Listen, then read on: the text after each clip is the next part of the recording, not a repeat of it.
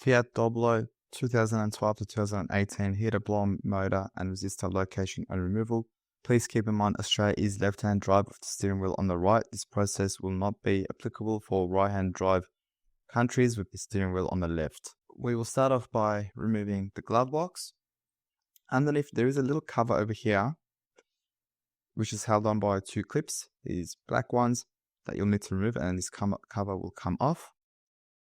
And then there's two Torx screws they'll also need to remove that holds this glove box in place. One Torx screw over here, and then the other Torx screw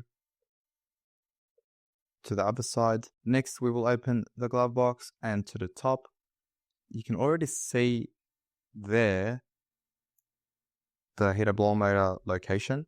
This is why you need to remove the glove box. So we'll first remove these three Torx screws. Luckily there isn't too much to do when removing this glove box. Once the screws are off, you can pull the glove box out of place. It comes off like so.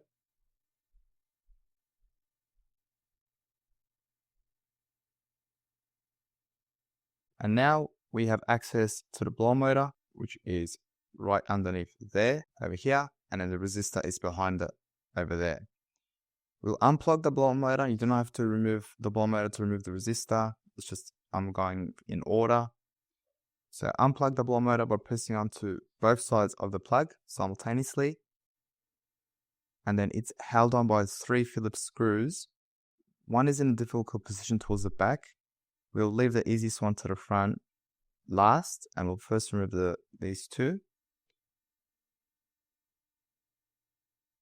So this is the one at the back over here.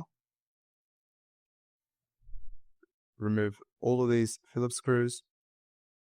And then when you leave the easiest one to the end, the blower motor will come out of position and you're removing this screw.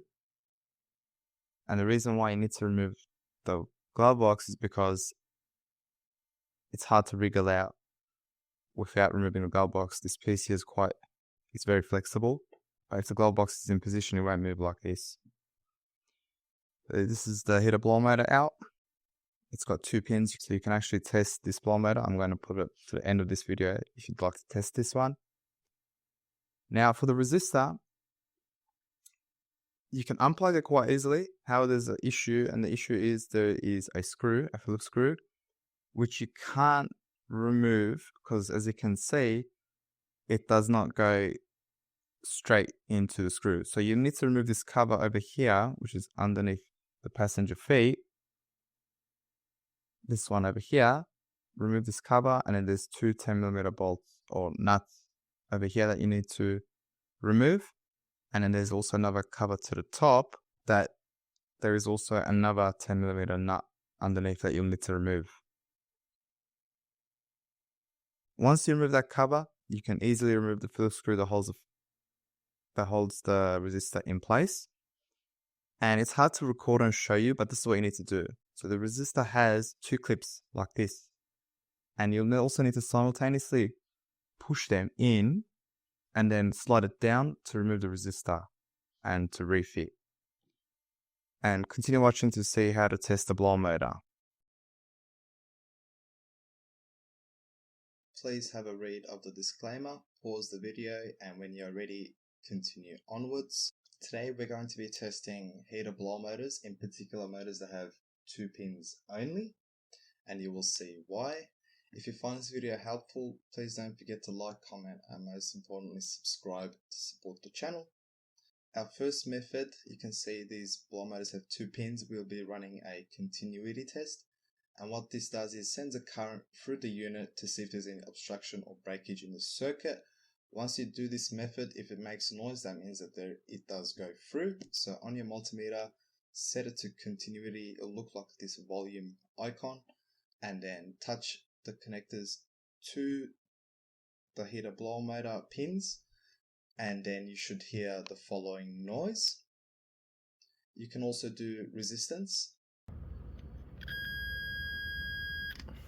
So if it makes noise like that, its current is going through. The second method, Actually, bench testing, which I don't recommend doing at home, is giving electricity to the unit. Please be careful.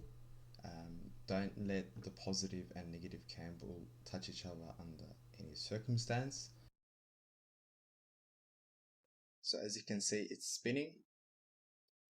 That means it works given electricity.